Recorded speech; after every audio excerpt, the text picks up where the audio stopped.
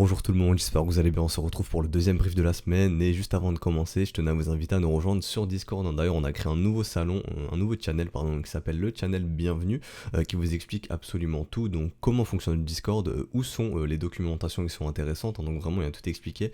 Donc vous voyez ici vous avez les ressources, les documentations, vidéos, setup, etc. Donc vraiment tout est expliqué et ça vous indique où sont le lexique, mon altcoin screener, etc.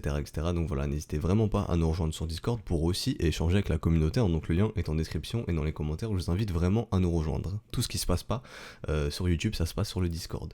Donc nous comme d'hab, notre petit brief, on va vers le sommaire, donc le Bitcoin en daily, on ira voir le GBTC un petit peu, on fera un petit exercice de psychologie. Comme d'habitude, vous savez, j'aime bien ça. On parlera des spread forwards qui montrent des choses intéressantes. On reparlera de nos risk off, risk on, comme d'habitude. On reviendra sur notre étude des capitaux, parce qu'on parlera un petit peu de l'Ethereum, justement, la major altcoin. Et ensuite, pour le coup, on ira sur les major altcoins, donc Ethereum, XRP, Litecoin, ETC. Et peut-être que j'irai faire un petit tour sur les autres si on a le temps. Alors pour le BTC, la situation elle n'a pas changé depuis hier. Les bears contrôlent pour moi toujours ce mouvement depuis ce double M. C'est lorsqu'on a eu ce double M qu'on a cassé le premier arrêt. Rappelez-vous, ce n'était plus un mouvement tendanciel bullish. Donc nous on estime maintenant que on est dans un range. Le bottom de ce range est ici, structuré par un W. Le top de ce range est ici, structuré avec un double M. Et maintenant, rappelez-vous, comme je vous avais dit hier, l'objectif des bears c'est de casser les 6004. Voilà, eux leur objectif les bears c'est d'aller sous les 6004. L'objectif des boules, c'est de maintenir les 6004 et d'aller péter les 10400.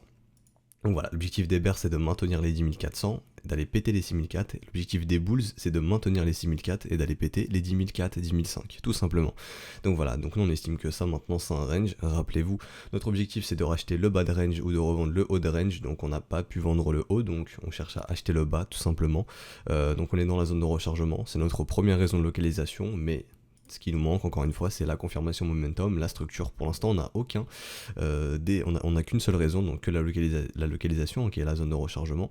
La confirmation momentum pourrait venir, c'est-à-dire que si le mouvement s'arrête ici et qu'on retrouve un momentum un petit peu haussier, on pourrait avoir une petite div ici, donc on aurait la confirmation momentum et il nous manquerait la structure comme ceci. Donc voilà, vous pouvez le voir, il y a encore pas mal de chemin. Un bottom, ça met du temps à se poser, comme ce top a mis du temps. Ce top, il s'est posé du 11 février, si je dis pas de bêtises. Voilà, du 12 février au 25 février. Donc il a mis quasiment 2 semaines à se poser. Voilà, on pourrait aussi mettre 2 semaines pour essayer de poser un bottom ici. Pour l'instant, il n'y a rien qui nous indique qu'un bottom se met en place ici. On peut aller voir un petit peu au niveau du volume. Les bears qui vont chercher un nouveau plus haut sur le volume. Donc voilà, rappelez-vous, quand vous avez un prix qui baisse, des volumes vendeurs qui augmentent, ça vous montre que les vendeurs sont bien là et qui contrôlent le mouvement. Donc voilà, on va chercher un nouveau plus haut sur le volume, les vendeurs sont bien présents. Quand vous commencez à avoir des M comme ceci qui se dessinent sur l'OBV avec des W qui se font piéger dans de nouveaux M, ça vous indique que les capitaux sont en train de se barrer et les capitaux ils font pas semblant, ils se barrent du marché là, donc jusqu'à preuve du contraire, les capitaux ne rentrent pas, ils sont en train de partir et quand on voit que les bears arrivent à instaurer de nouveaux plus hauts sur les volumes, ça nous montre encore une fois qu'ils sont chauds et qu'ils contrôlent bien ce mouvement. William n'est pas encore stupidement survendu, donc voilà, on pourrait y aller et rappelez-vous quand on rentre dans un enfoncement stupide, ça nous indique probablement un enfoncement stupide survendu, on ne recherche plus de vente. En tout cas, il est trop tard pour vendre, pour chercher des shorts. Je parle pas de vendre ses bitcoins, etc. Ça vous faites ce que vous voulez. Je parle de vente à découvert, donc de shorter. Donc surtout que shorter une zone de rechargement c'est très compliqué, une zone de rechargement d'achat. Mais William peut vous aider à justement à savoir s'il est trop tard pour acheter. Voilà, comme quand il était stupidement suracheté ou trop tard pour vendre. Là, vous voyez que William, quand il sera stupidement survendu, ça pourra nous indiquer qu'il est bien trop tard pour vendre. Le signal qui est intéressant, c'est quand William rentre dans cette zone et qu'il en ressort. Là, on a un signal intéressant. Pour l'instant, on n'y est pas encore. Donc, si on y va, ça pourrait nous indiquer que les bulls sont prêts à tout casser, justement. Les bears sont prêts à tout casser, à poursuivre ce mouvement, à poursuivre cette tendance, maintenant, ce mouvement tendanciel, maintenant qui est baissier. Donc voilà, à surveiller. Au niveau du momentum, toujours pas de divergence, elle n'est que potentielle, donc on s'en fiche. Pour le moment, les bears ont toujours le contrôle du momentum, et c'est exactement pareil sur le RSI, rappelez-vous, on continue de faire des M dans des M, une dynamique qui est clairement baissière, donc jusqu'à preuve du contraire, les bears aussi contrôlent le momentum, il n'y a rien qui nous indique que là les bulls ont le contrôle du momentum, au contraire c'est les bears qui ont le contrôle, donc ils ont tout. Ils ont la structure de prix, ils ont cassé le premier arrêt, ils vont chercher des nouveaux plus hauts sur le volume, donc le volume est croissant, donc ils nous montrent bien qu'ils conduisent ce mouvement, le biais institutionnel est bearish, qu'est-ce que j'ai oublié, le momentum est bear, donc voilà, les bears contrôlent tout pour le moment. L'objectif des bears, rappelez-vous, c'est de pousser le prix plus bas. Donc Avec la journée d'hier, je peux identifier à mon sens une battle zone, hein, donc je pense que les prix vont rester là-dedans quelques jours potentiellement, ou peut-être qu'on va s'en extirper aujourd'hui. Mais de ce que je suis en train de voir à mon sens, c'est qu'ici, petite battle zone, hein, donc si les bulls pètent ici les 8191, on pourra se dire ok, le Bitcoin peut retracer un petit peu, pourquoi pas, et si les bears enfoncent le clou, bon bah on ira plus bas pour le coup, on ira plus bas et potentiellement venir chercher notre PRZ ici, rappelez-vous, donc potentielle zone de retournement, qui est tout simplement notre target ici qui est AB égale CD, voilà, tout simplement. Donc en daily, je vois rien de plus à dire à part que bah, je pense qu'on a cette battle zone qui s'est identifiée maintenant, donc entre les 7006 et les 8191. On casse au sud, bah, les bears ont gagné, on aura une continuation de mouvement encore une fois et potentiellement se diriger vers la target AB égale CD, donc la potentielle zone de retournement, la PRZ. Et si on casse ici les 8191, se dire ok, pourquoi pas bah, venir retracer bah, cette vague, pourquoi pas un petit peu, donc de retrouver un Bitcoin qui peut remonter un petit peu et pourquoi pas revenir chercher ces MA, hein, donc MA9, MA18 ici, donc le bien institutionnel, hein, donc par exemple les 8005, 8007. Mais pour l'instant, tout nous montre que les bears bah, contrôlent ce marché pour le moment. Voilà, et si les bears contrôlent le marché, bah faut les laisser pousser le marché. D'ailleurs, j'ai fait un petit sondage hier qui était pensez-vous que le Bitcoin ira sous 6004? Et vous avez été 35% à dire oui et 53% à dire non. Donc la majorité pense que Bitcoin ne peut pas aller ne va pas aller sous 6004. Bah justement, on va en venir, on va faire un petit exercice de psychologie. Donc je sais que là ça peut être compliqué en fait de voir un Bitcoin aller sous 6004. Je dis pas qu'on va y aller, attention, je dis pas qu'on va aller sous 6004, moi j'en sais strictement rien. C'est le marché qui décidera, au final le marché aura toujours raison, peu importe ce que je dise, peu importe ce que je pense, on s'en fout de mes opinions. Ce qui compte c'est ce que fait le marché et comment vous abordez le marché et que vous suivez bien les conditions que vous êtes imposées pour trader le marché. Il n'y a que ça qui compte. Ce que Bitcoin fait, on s'en fout. Et d'ailleurs hier je voulais vous parler de quelque chose. Si vous êtes novice et que vous avez du mal en fait à avoir un asset, aller chercher un prix, mais en fait enlevez la scale ici, l'échelle, et gommez les prix et juste regardez la charte comme ça, juste vous regardez la charte et vous gommez les prix, parce que le fait de regarder les prix ça vous met des biais de vous dire ah mais non, cet asset ne peut pas aller chercher 4000$, 5000$, par exemple je prends le S&P, on peut se dire non il peut pas aller chercher 4000 points, il peut pas aller chercher 2000 points, etc. Mais vous mettez juste la charte et vous allez voir que rien que le prix ça va vous gommer énormément de biais. Là si vous regardez juste la charte, on imagine que là on parle pas de prix, on imagine que là c'est même pas le Bitcoin, il n'y a pas de prix, il n'y a rien du tout. Est-ce que vous vous dites que si vous voyez une charte comme ça, vous dites ah ouais bah en fait ça peut revenir quelque part par ici, quelque part par ici. Si je vous mets juste le volume profile, je vous mets pas les prix, vous dites ah oui en fait s'il y a un gros creux on pourrait aller le revisiter, etc., etc. Si vraiment vous gommez les prix qui vous donnent des biais de vous dire ah mais non ça peut pas aller à ce prix là, ou comme à la hausse vous vous dites ah mais non là ça a 10 centimes, ça peut pas monter à 5$ par exemple. Rappelez-vous, je sais pas, ceux qui ont regardé, je sais pas, je veux dire une bêtise, l'Ethereum en 2016, quand il était sous 10$, très peu imaginaient qu'on pouvait voir un jour un Ethereum à 1400$. Bah là c'est la même chose. Dites-vous que revoir un Bitcoin sous 6004, c'est possible, le marché peut faire. En fait, si vous êtes capable d'imaginer un Bitcoin à 100 000, vous devez être capable d'imaginer un Bitcoin à 6004. Et c'est pour ça, pour les débutants, ça peut vraiment vous aider de gommer les prix de votre chart, tout simplement, et de vous dire, ok, si je regarde juste le graphique, qu'est-ce que me dit le graphique? Et est-ce que ça peut aller ici sous les 6004? Et comme ça, vous dites, oui, en fait, ça permet de gommer un biais. Donc, encore une fois, est-ce qu'on va y aller? J'en sais strictement rien. Mais ce que je sais, c'est que le marché est capable de tout. Donc, dans ma tête, je sais que c'est possible. Voilà, ça me permet de ne pas avoir de biais, de me dire ah non, on peut pas aller sous 6004, c'est impossible. Voilà. Donc, est-ce que ça vous paraît invraisemblable pardon, de retourner, de venir chercher ces creux dans le volume profile là qui nous indique que bah viens nous combler ici, il y a un gros trou, on a besoin de venir combler ici ce manque de volume. Donc voilà, est-ce que vous pensez que c'est possible? Donc voilà, encore une fois, moi je vous ai donné mon opinion, pour moi le marché est capable de tout, donc à mon sens, oui, clairement c'est possible. Et justement, l'exercice psychologique qu'on va faire maintenant, c'est est-ce que vous avez du mal, dans ce sens, à voir le Bitcoin venir chercher ce gros creux ici, mais encore une fois, si j'inverse la charte, comme on aime bien le faire, hein, donc non, là je suis en majuscule, du coup il m'a mis un 6, voilà, donc si j'inverse la charte comme ceci, est-ce que là vous avez du mal à venir voir le Bitcoin tout simplement va venir chercher son gros creux ici? En fait, est-ce que vous avez plus de facilité à le voir monter qu'à le voir descendre? Est-ce que quand je vous mets cette charte ici, vous dites ah bah oui en fait c'est totalement possible que le Bitcoin il fasse ça quoi? Vous voyez ce que je veux dire? Donc voilà. Donc d'ailleurs en parlant de charte inversée, on a eu le break de notre trendline, donc si ce mouvement est réellement bullish, donc là c'est une charte inversée, je vais dire bullish mais en vrai c'est bearish, hein. Rappelez-vous la charte est inversée, donc ici si le prix monte, c'est à dire que le prix du Bitcoin baisse en réalité. Est-ce que vous, enfin, ici on a eu le break de la trendline, et si c'est vraiment bullish, bah on voudrait voir un W pour confirmer ce break et poursuivre justement cette hausse, donc au final cette baisse, et au final voir des M en zone de rechargement d'achat. Mais en tout cas, on peut voir qu'on a eu le break de la trendline. Maintenant, on est dans la zone de rechargement de short, donc la zone de rechargement d'achat. Et si ici on n'arrive pas à instaurer de M, hein, qui nous montre que ce mouvement est terminé, qu'on sera prêt à revenir relonger la trendline suite à ce break, hein, parce que rappelez-vous, un break c'est pas suffisant, ce qu'on va voir c'est une structure de l'autre côté pour nous montrer que c'est réellement bullish ou bearish, ça dépend du break. Donc là ce serait c'est un break bullish, donc on chercherait un W pour confirmer ce break et poursuivre dans le mouvement haussier. Donc ici si on voit un M, l'objectif serait de revenir relonger la trendline, et ici ça aurait été un bull trap, donc au final un bear trap, ok, ou un head fake, appelez ça comme vous voulez. Donc voilà. Donc ce que je veux dire encore une fois, c'est est-ce que quand vous inversez la charte, vous vous dites ah bah oui, en fait le Bitcoin il peut aller chercher ce méga creux ici, venir combler ce méga creux dans le volume profile.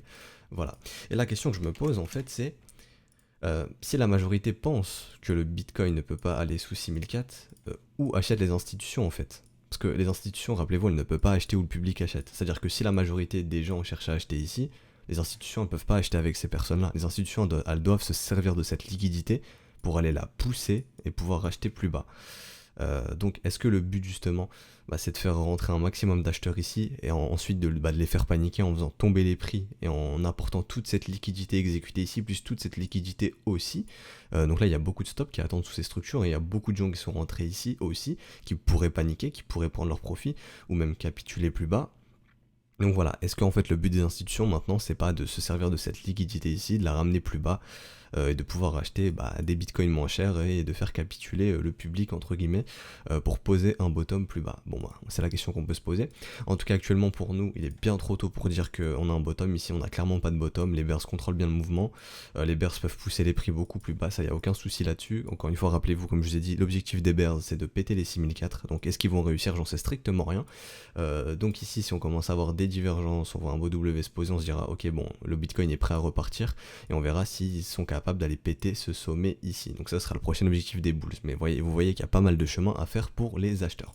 Donc voilà, je pense qu'on va s'arrêter là pour le daily. Je vois pas grand chose d'autre à dire. On va pouvoir aller maintenant sur les spreads forwards. Donc sur les spreads, ça continue de dégueuler. On peut voir que le petit rebond qu'on a connu ici, d'ailleurs on en parlait, mais j'y reviendrai après, avec cette petite diff potentielle qui a été confirmée du coup. Mais comme on en parlait, ce petit rebond pour l'instant n'a pas l'air d'être soutenu par nos spreads. Donc voilà, malgré qu'on a un petit W ici, nos spreads ne semblent pas à soutenir ce mouvement pour le moment. Donc est-ce qu'on pourrait instaurer un plus gros W pour nous dire ok, on est prêt à respirer un petit peu plus? Du coup nous on verra ça au cours des prochains jours, ou peut-être dans la journée, vous le verrez au cours de la journée sûrement, vu que je tourne le brief là il est 6h30. Ethereum c'est la même chose, d'ailleurs Ethereum est plus fort actuellement que les autres assets dans ce marché, on y reviendra après. La même chose pour Litecoin, on essaye de vraiment garder le marché sous Contango pour l'instant, donc ouais, sous Contango ça veut dire qu'on essaye de garder des spreads positifs, donc globalement une demande supérieure à l'offre. Si on va en backwardation, ça sera mauvais signe, mais c'est ce qu'on va voir dans un mouvement baissier. Dans un mouvement baissier, on va voir des spreads en backwardation, donc des spreads négatifs. Et au niveau de notre petit indice au niveau du Tether, donc USDT, on peut voir que les capitaux quittent peu à peu le Tether, donc rejoignent potentiellement peu à peu le Bitcoin et les alts, mais voilà, on aimerait bien avoir une belle structure, nous dire ok, sur plusieurs heures, voire plusieurs jours, les capitaux sortent vraiment du Tether pour aller dans le marché. Pour l'instant c'est très bref, donc voilà, c'est ce qu'on aimerait voir. On pourrait très bien continuer à faire des W comme ceci et avoir les capitaux continuer de rentrer dans le Tether. Pour l'instant c'est bien, on est sur un laps de temps bien trop court. Voilà. Donc au niveau de risk on, risk off, léger rebond hier sur les assets à risque. Et donc voilà, est-ce que Bitcoin est vraiment corrélé aux assets à risque ou non? Bon, je le catégorie pour le moment d'assets à risque, encore une fois, comme vous le savez, donc je vais le considérer comme un asset à risque. Et donc pour le moment, on va un léger rebond sur les S&P, léger rebond sur le pétrole. Pour l'instant, ça s'apparente à des dead cat bounce. Ce qu'on voudrait voir, c'est de bons gros W comme ceci qui nous indiquent que ça y est, on est prêt à poser un bottom ici, à potentiellement repartir ou à retrouver des prix un peu plus hauts, pourquoi pas revenir chercher la zone de rechargement de tout ce mouvement. Enfin bref, simplement pour dire que pour l'instant ça s'apparente à un dead cat bounce, et potentiellement si les capitaux continuent de sortir des assets à risque, ils peuvent sortir du Bitcoin, et on voit que ça continue de rentrer dans les risk off. Donc les capitaux privilégient encore une entrée dans les risk off. Donc par exemple le gold dans une valeur refuge, et sur ce mouvement le Bitcoin nous montre clairement que pour l'instant il n'est pas valeur refuge, il est en train de suivre les assets à risque, il ne suit pas un gold qui explose. Donc voilà, pour l'instant le Bitcoin nous montre que c'est encore un asset à risque. Au niveau de l'altcoin, la Bitcoin dominance, hein, donc notre étude de la navigation des capitaux, ben on voit que les capitaux sont en train de sortir du marché depuis 1 ou 2 semaines. Là, ça fait oui 2 semaines, je dirais. Oui, ça fait 2 semaines que les capitaux sortent, hein. Donc là, ici, c'est la capitalisation totale. Donc les capitaux sortent du marché crypto. Et on voit que pour le coup, ils sortent un petit peu moins depuis cette semaine. Des altcoins que du bitcoin. On voit que la bitcoin dominance baisse, la altcoin dominance augmente un petit peu. Donc ça nous a dit que les capitaux sortent plus du bitcoin que des altcoins, et ça nous étonne pas, rappelez-vous. Nous, on avait clairement identifié ici cette structure en W sur l'altcoin dominance et structure en M qui nous indique à penser, comme je le répète depuis plusieurs semaines, que 2020, potentiellement, les altcoins pourraient surperformer le Bitcoin. Et comme on le regarde, on voit que l'Ethereum, justement, retrace moins qu'un Bitcoin, par exemple, hein. Un Bitcoin est déjà venu chercher le milieu de sa reload zone, donc on appelle ça le sweet spot, donc c'est le milieu de la zone de rechargement, alors que quand on prend un Ether, l'Ether n'est toujours pas venu chercher la zone de rechargement, donc Ethereum retrace moins que Bitcoin, donc sur ce mouvement de baisse, Ethereum est plus fort que le Bitcoin. Et d'ailleurs, Ethereum rebondit plus que le Bitcoin et que Litecoin par exemple. Donc là, c'est la troisième charte que je vais agrandir. Donc vous voyez, Ethereum rebondit assez fortement, non là c'est le S&P, je dis des conneries. Donc vous voyez que l'Ether rebondit un tout petit peu plus que Bitcoin, donc il retrace moins, quand ça rebondit un peu plus, donc pour l'instant Ethereum est l'asset le plus fort de ce marché pour l'instant. Bon, il y a peut-être des autres altcoins comme Link, etc., qui a vraiment surperformé. Bon, là, je vais prendre vraiment la plus grosse capitalisation. On peut comparer au Bitcoin, l'Ether au niveau de la capitalisation. Voilà, on est au-dessus des 20-30 milliards, si je dis pas de conneries. 20 milliards, je pense. Donc voilà, donc c'est pour ça que je peux comparer un Ether et un Bitcoin, c'est la deuxième plus grosse capitalisation. Là je parle vraiment de capitalisation, hein, je parle pas de fondamental. Venez pas me dire en commentaire, non, fondamentalement il n'y a rien à voir, oui je sais. Mais ce que je veux dire c'est que voilà, au niveau d'une capitalisation pure, voilà, on a le premier qui est le Bitcoin, le deuxième qui est l'Ether actuellement. Donc voilà, et on voit que l'Ether rebondit plus qu'un Bitcoin et qu'un Litecoin et retrace moins. Donc à mon sens, l'Ethereum sur ce mouvement, sur cette baisse, est plus fort que le Bitcoin. Donc ça ne nous étonne pas comme on avait dit, parce que depuis pas mal de semaines, comme vous savez, dans les briefs je vous rabâche que, à mon sens, 2020, les altcoins vont surperformer Bitcoin quand je vois des belles structures qui se mettent en place comme ça sur l'altcoin dominance, du coup sur la Bitcoin dominance, qui m'invite à penser que si en 2020 les capitaux rentrent, ils devraient plus rentrer majoritairement dans les alts, donc que les altcoins devraient surperformer Bitcoin dans le sens où elles devraient prendre de la valeur contre le Bitcoin. Donc que vos altcoins contre le Bitcoin puissent prendre de la valeur. Contre l'USD, ça c'est notre histoire. Pour le coup, il faudrait que le Bitcoin monte aussi. Du coup, pour que vos altcoins puissent prendre de la valeur, à moins qu'elles surperforment assez le Bitcoin pour en prendre de la valeur en USD. Mais bon, ça c'est un autre débat. Mais pour l'instant, voilà, de ce qu'on voit, c'est que l'Ethereum est plus fort que le Bitcoin. Voilà. Donc, d'ailleurs, Ethereum n'est toujours pas venu chercher sa zone de rechargement, ce qui m'invite à penser que Bitcoin, lui, pourrait continuer de dégueuler plus bas pour que l'Ether puisse justement venir chercher cette zone de rechargement. En tout cas, nous, on avait bien tracé, je vous avais rabâché, on n'achète pas un mouvement parabolique, on n'achète jamais quand c'est vertical, on achète quand c'est horizontal, on trace nos zones de rechargement tranquillement. Cette patience est en train de payer, on a l'air de vouloir se diriger vers les zones de rechargement, donc entre les 180 et les 150 dollars. Donc voilà, maintenant c'est la zone qui nous intéresse. Maintenant on aimerait bien voir un beau petit W se structurer ici. On peut voir qu'on est en train de potentiellement diverger, donc on aimerait bien aussi que cette divergence soit confirmée. Ça serait notre confirmation momentum.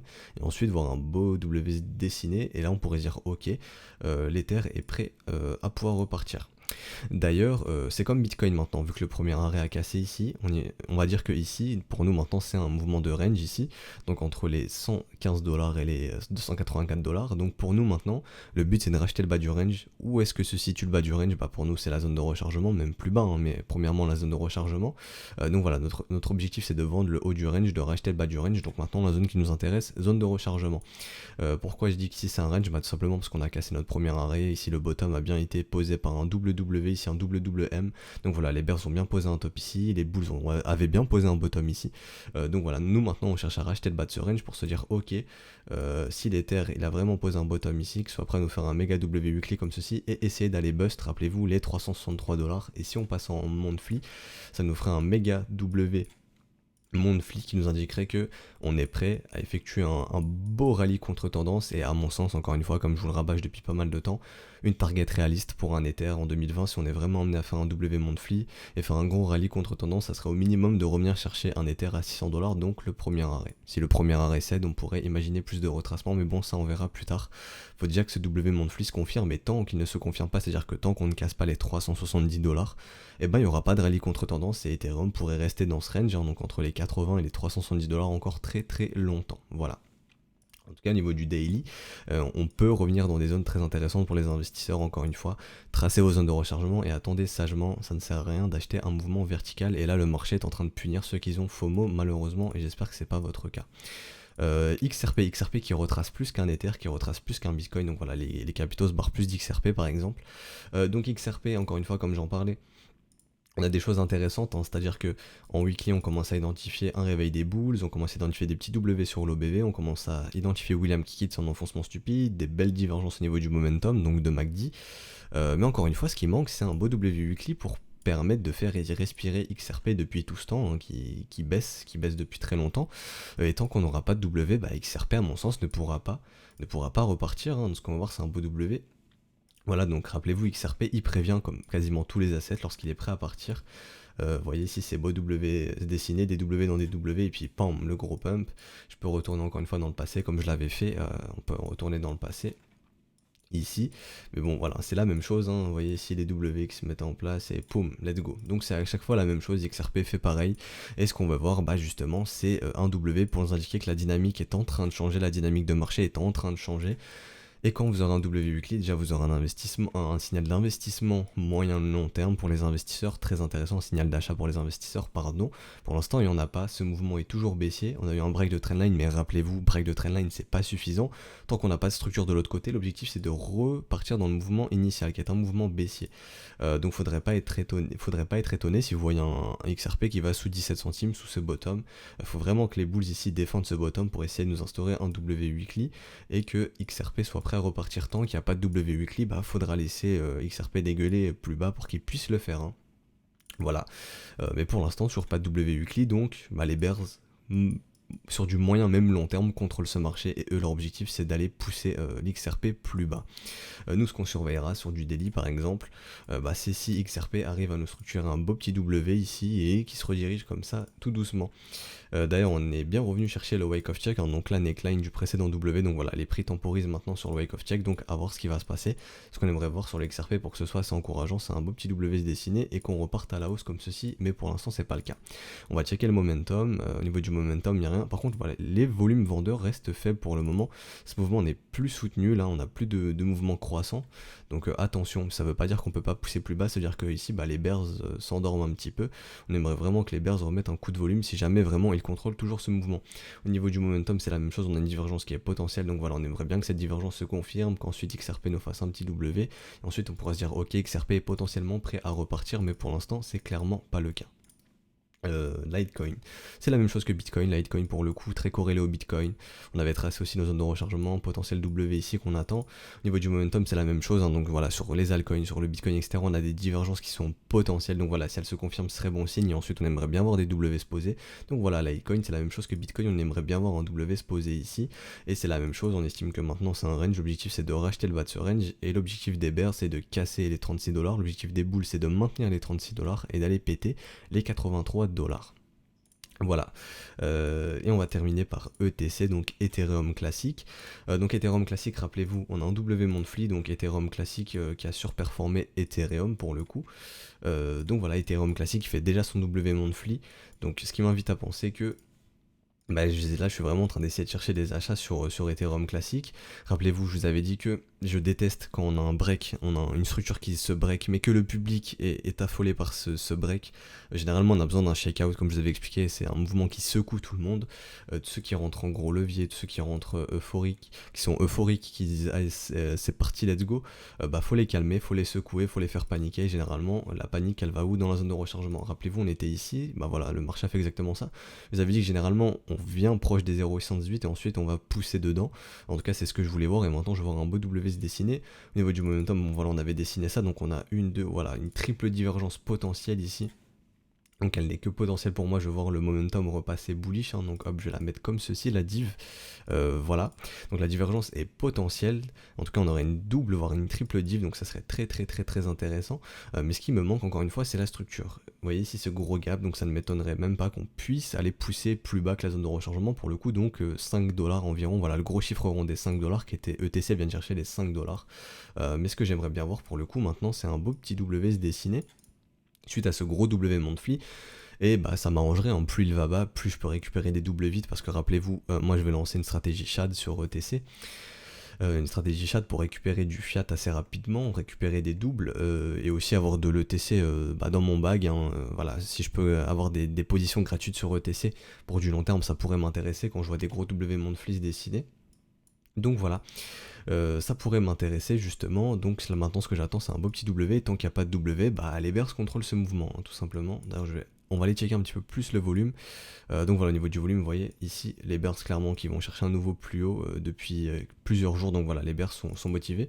D'ailleurs, il y a pas mal de volume acheteur ici. Donc voilà, ça a l'air de défendre la zone de rechargement, mais c'est trop peu pour le moment, c'est beaucoup trop peu. William est stupidement survendu. Donc voilà, les bears peuvent tout casser. Ce qu'on aimerait bien voir, c'est William aussi quitter sa zone de stupidité. Ensuite, voir un beau petit W se dessiner. Donc voilà, ça serait idéal. On peut voir toujours qu'on a ce creux dans le volume profile, hein, donc on pourrait pousser jusqu'aux 5$. Il n'y a rien qui nous indique que ici c'est le bottom. Donc les bears pourraient pousser tranquillement, surtout si Bitcoin lui aussi décide de pousser.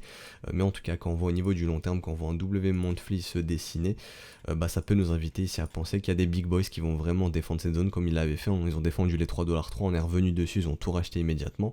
Donc on peut se dire qu'ici il y a des big boys qui ne veulent pas que ETC aille plus bas, et que bah, potentiellement tout ce qui peut revenir ici, ça peut être intéressant. Par exemple, pour une stratégie en mode shark setup, voilà, donc racheter plus bas que sous la reload zone par exemple, etc. Donc ça dépend de vous. Moi maintenant j'aimerais bien voir un W se dessiner, même s'il se fait plus bas, hein, sous la zone de rechargement, ça me dérangerait pas. Mais voilà, maintenant ce que je voudrais voir c'est un W se dessiner qui m'invite à penser que ça y est, les bulls reprennent le contrôle du mouvement, et pour l'instant c'est pas le cas. D'ailleurs je viens de me rendre compte qu'on n'a pas été en H1 ou en H4 sur BTC pour la journée, donc on va le faire de suite. Donc voilà, ce qu'on avait identifié hier c'était que potentiellement on s'approchait de cette PRZ, rappelez-vous, donc cette target AB égale CD, donc voilà, AB égale CD, donc on est venu quasiment la chercher à quelques dollars près, hein. Donc c'est normal de voir les prix consolidés à cette approche. Rappelez-vous, potentielle zone de renversement, potentiel, encore une fois, il faut mettre de grosses guillemets dessus, potentiel, PRZ, donc c'est normal de voir les cours consolidés, tout simplement. Et on avait identifié aussi une potentielle divergence, donc on disait que si elle était confirmée, ça pouvait nous amener à penser que ce mouvement perdait de sa force et que le mouvement pouvait respirer, comme je l'ai redit dans le Discord hier.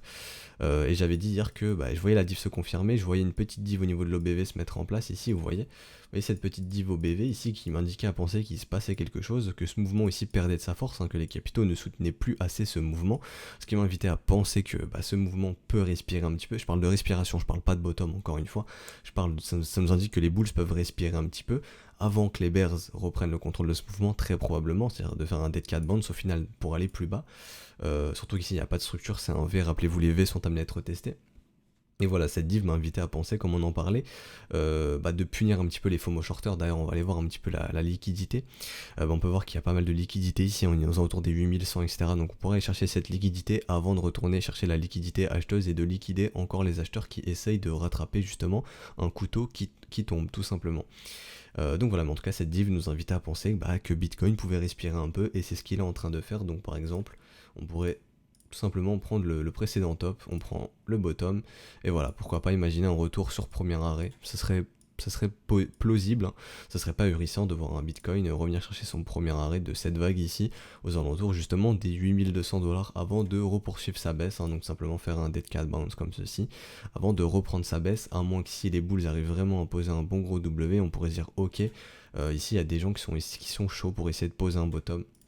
Sur du court terme, ça sera la première étape, commencer à avoir des W en 1 heure, en 4 heures, ensuite en daily pour se dire bon, sur une échelle un peu plus grande, on est prêt à reprendre un mouvement haussier, que les bulls sont prêts à reprendre le contrôle. Encore une fois, pour l'instant c'est bien, c'est bien trop court pour le moment sur un laps de temps. Voilà, un bottom ça met du temps à se poser, tout comme un top ça met du temps à se poser, hein. Ce top, comme je vous l'avais dit, il a mis ici 2 semaines à se poser environ, ce top, tout comme ce bottom avait mis environ du 17 décembre au 3 janvier, donc 2 semaines aussi. Donc voilà, vous voyez, les bottoms ça se pose pas en quelques jours.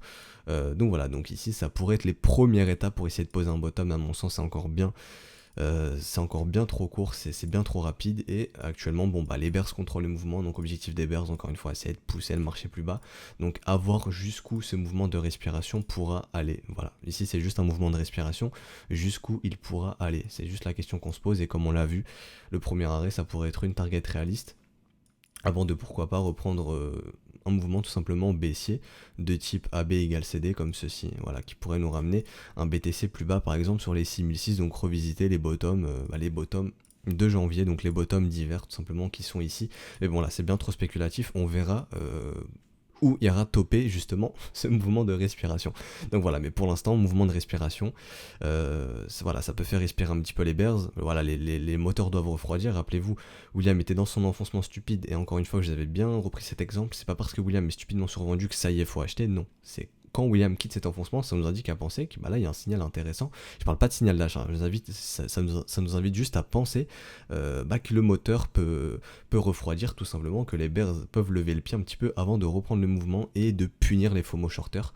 Comme on peut le voir, il y a beaucoup de gens qui ont shorté ici, qui là sont underwater, on appelle ça être sous l'eau, et on peut aller chercher leur liquidation qui se trouve à peu près ici, hein. Donc là c'est les liquidations x25 pour ceux qui sont en levier x25 sur BitMEX, donc ne soyez pas étonnés si au cours de la journée potentiellement on peut sortir un petit peu des bears qui sont rentrés un petit peu trop agressifs, aux alentours des 8100, 8200 comme on l'a vu, revenir taguer le premier arrêt sans trop de soucis, avant de reprendre un mouvement baissier. Ici ça serait juste pour sortir un petit peu de bears, hein, parce que le marché va pas liquider tout le temps que les bulls, faut bien rebondir à un moment, on liquide les bears qui sont rentrés trop agressivement, pour récupérer encore d'argent pour alimenter, et que ça nous coûte moins cher justement de pousser le marché, parce que si tout le monde est short et qu'on fait tomber le marché, enfin que le marché dump, ça fait gagner trop de vendeurs, et au bout d'un moment, si le mouvement initial c'est une baisse, faut liquider justement, les dead cat bonds servent à liquider ces vendeurs qui rentrent trop agressivement pour que ça coûte pas trop cher ensuite de retourner, de refaire partir le marché à la baisse, surtout qu'il y a des acheteurs qui rentrent aussi pendant le dead cat bonds, donc voilà, on récupère des sous en liquidant les vendeurs et en liquidant les nouveaux acheteurs qui sont rentrés.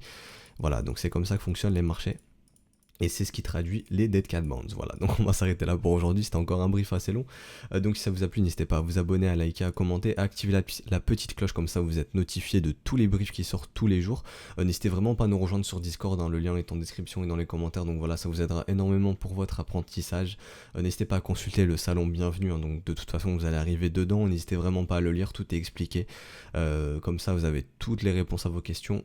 En théorie, si vous n'avez pas les questions à vos réponses, n'hésitez pas à les poser dans les salons. Donc par exemple dans Général, un membre de l'équipe ou un membre du Discord vous répondra, parce que les membres répondent énormément, ça fait super plaisir. Et donc voilà, donc moi je vous souhaite une excellente journée et on se retrouve donc demain. Allez, ciao tout le monde.